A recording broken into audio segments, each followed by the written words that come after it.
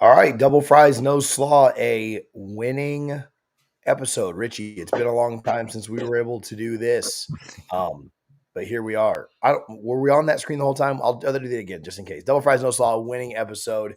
Been a minute since we were able to do this, but we both have some things going on tomorrow. So this is the Sunday pod happening on a Saturday. We'll see how many people really care about beating Charleston Southern and how many people log in. But Florida State doubles their win total here on November 23rd. That's probably the craziest thing I've ever said. But Richie, how you doing, man? Good. It's been a fun weekend. I had my annual work golf gala tournament yesterday on Friday. Played golf again today with another director from work, and tomorrow we get to go see Keith Urban for our annual gala dinner or whatnot. And Florida State won, and it was a pretty stress-free Saturday in terms of how the game played out. Which what you and I were on here Wednesday, and we both predicted a closer game than what actually played out. So it was nice that the game was actually stress free, and now I get to just enjoy the rest of the Saturday seeing what other games are going on. Yeah, no, it was good that in fact, as I sit up here, obviously not in the studio, not in my house, it was nice to yeah, it was nice that there was never really in question. I will say that when it was 0-0 after the end of the first quarter, Florida State was just about to score from there, but it was kind of like, all right, guys, what are we doing here? But obviously winning 41-7, it would have been nice to keep them off the board. Florida State gives up a late touchdown that keeps that from happening. But I mean, they dominated a really, really bad team. I don't know that there's just an absolute ton you can take away from this. I No. don't know that there's anything that you're like, oh wow, now things are back the way they're supposed to be going or anything like that. But hey, you'd rather beat a bad team as opposed to lose to a bad team, I guess. Charleston Southern is just terrible. We talked with our guy last week about that on the preview, and their offense just really is putrid. They never really looked like they could get anything going with any kind of consistency. They were really, really terrible. And so, yeah, Florida State needed to get this win, and it was not really close. Luke had 200 plus yards and 3 touchdowns. I mean, maybe that's a good place Yeah. to start. One of those was a pitch, but one of them was a nice long um, one of them was a slant over the middle, a nice zip on the ball that he had, and then the other one was a play that Jakai like ran a really long way with it. But Luke had 3 touchdowns, 13 for 20. He did take a few too many sacks, I would say. Still, I don't think sees the ball or sees things fast enough yet, which maybe that's expected as a true freshman. Um, but I thought his day was okay, and it was interesting to me. We kind of speculated that he might start when the depth chart came out with an or on it. We kind of talked about that earlier in the week, and he did start and really played the entire game. Like Brock got in like the last drive, like the second to last drive, the last drive. They actually put Trevor out there, so people can be happy about that for a second. But yeah, it was interesting to me that they didn't go back and forth between Luke and Brock. Like they basically just let Luke have the entire game. Yeah, and I think that was honestly the right move. I like Brock Glenn. I think he's a really stand-up guy. I have no issues with him whatsoever. But I do think I'm not sure if Brock or Luke is the answer moving forward, but I think of the two of them, Luke is the answer if you have to pick between those two. So I'm happy that Luke got to play the entire game again. It's a really bad team, so it's hard to take a lot away from what we saw today in today's game against Charleston Southern. But Luke 13 for 20, 209 yards, 3 touchdowns, no interceptions. It was good to see Hakeem get some action today too. But yeah, no, I was really pleased with Luke. I think you need to just commit to him against Florida because Florida they had another big win today, which is frustrating. But the good thing is, I do not think Billy Napier is a good coach, and I do think this is going to save him for at least one more year. But Florida's going to be a very tough game next weekend, and I think Luke gives you the best chance of winning.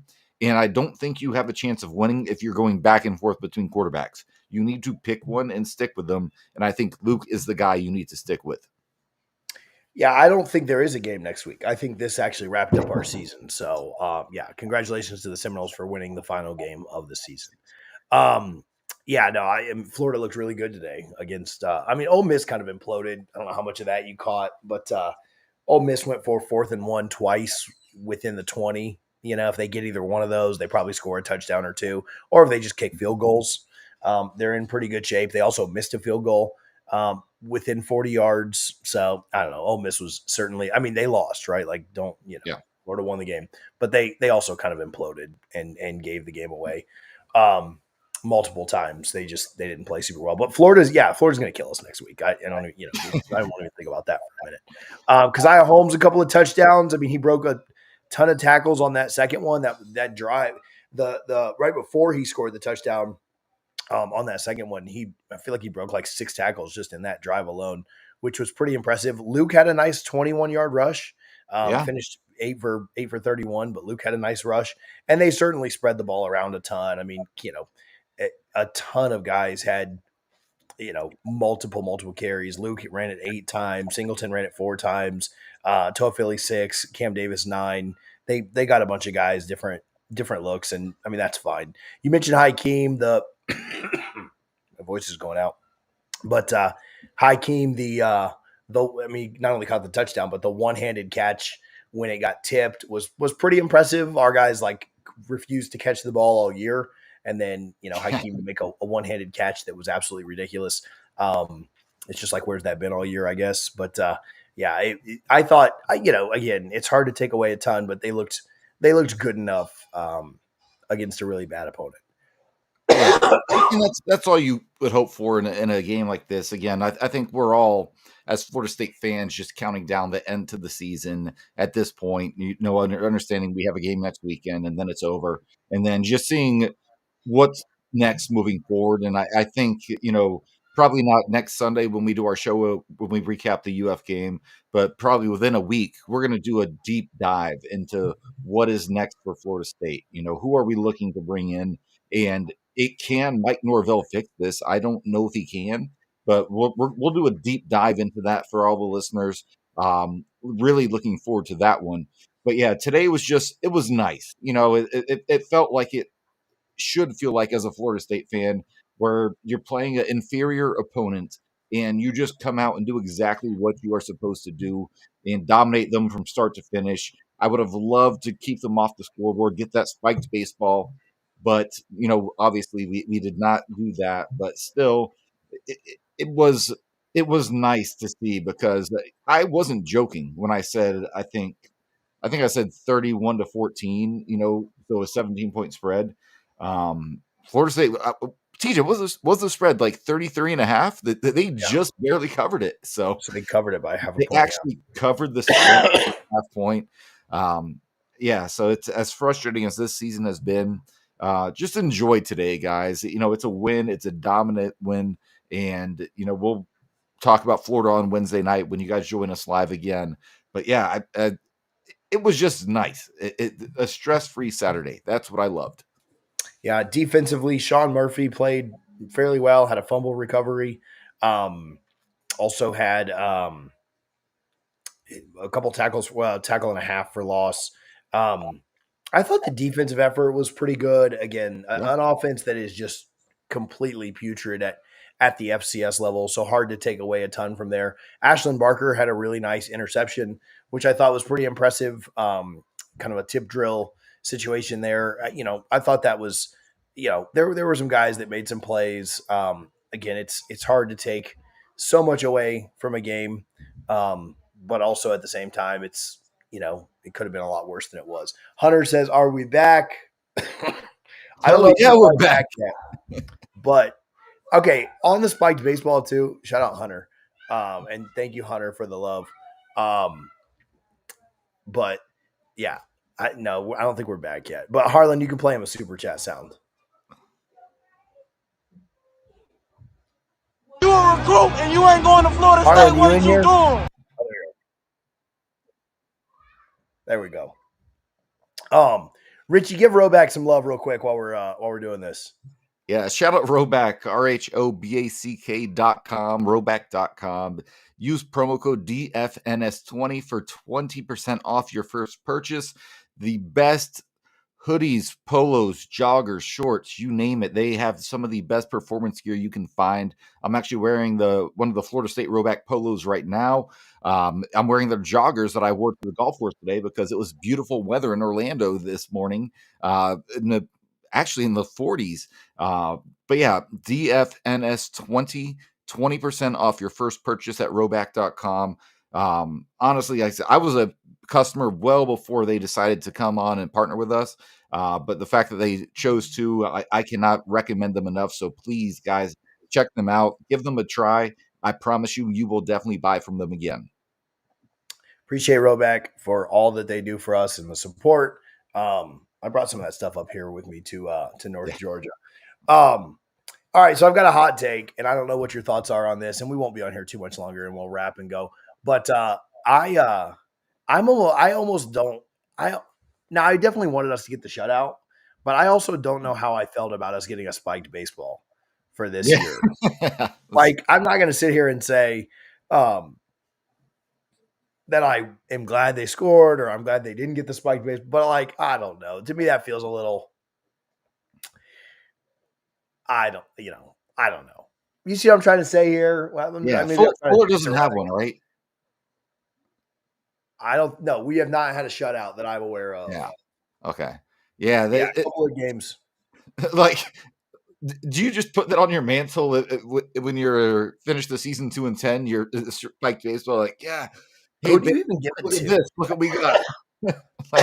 like, I don't know.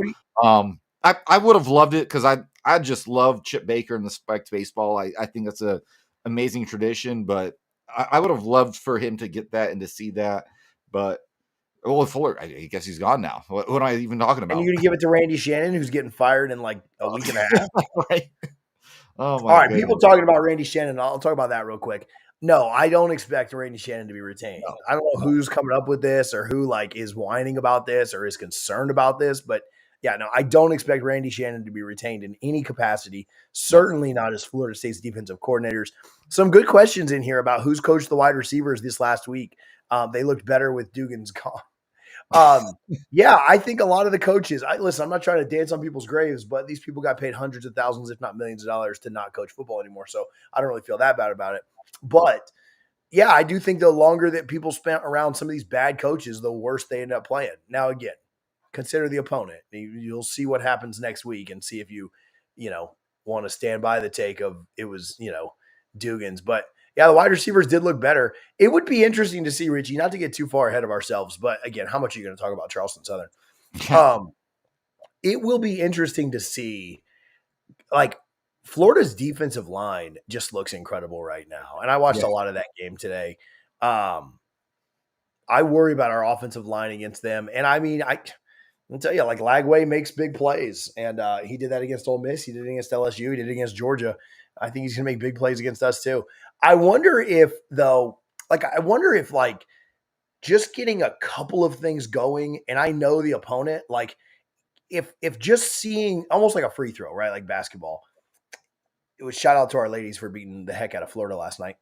But almost like just seeing the ball go through the hoop on a free throw, like if that doesn't help you a little bit, in the offense next week. Like, can the offense be a little bit better next week because they got some confidence this week or they figured some stuff out through the bye? I don't know. I might be really, really just hopeful there. I might just be really like, grasping at hope straws, but any thoughts there?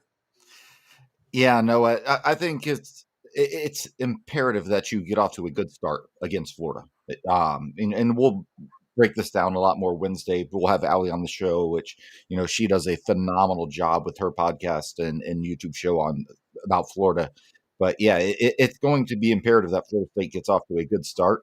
Lagway, I think most Florida fans at this point now wish that he had been the starter from the start, from game one this season, because the record would probably still be very similar.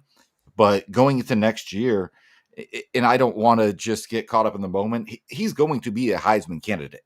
He really is. He is that good. If Napier can put the pieces around him that he needs, he is that good of a player. And just real quick, while you mentioned basketball, shout out Florida State beating Temple yesterday. I'm not shouting that out. Temple was at the Temple. Well, I think Temple was at the Buc-ee's that I stopped at on the way down, just to let you know. Nice. So maybe they flew into Atlanta and drove down. Yeah, that would actually kind of make sense. So because it was the one just south of Atlanta. But yeah, no, I agree. I think they're I don't know. I don't know if they'll win enough games for him to be a serious Heisman contender, but yeah, like he is that kind of talent. Maybe in 26 he could be. Yeah. They'll probably go 7-5 because Napier's such a terrible coach. Yeah, man, my voice is gone up here in this mountain, just yelling at kids. Been sick all week. Voice is gone. So, all right, Richie, Florida State gets the win. That's all I got for this week.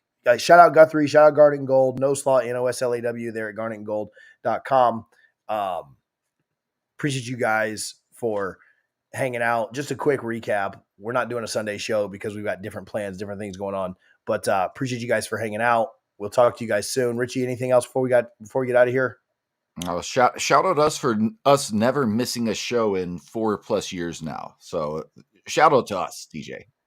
Yeah, this is a big deal for us. Just doing this quickly on this one. So, all right, appreciate you guys for hanging out quickly on this quick recap. We will talk to you soon. Go Noles.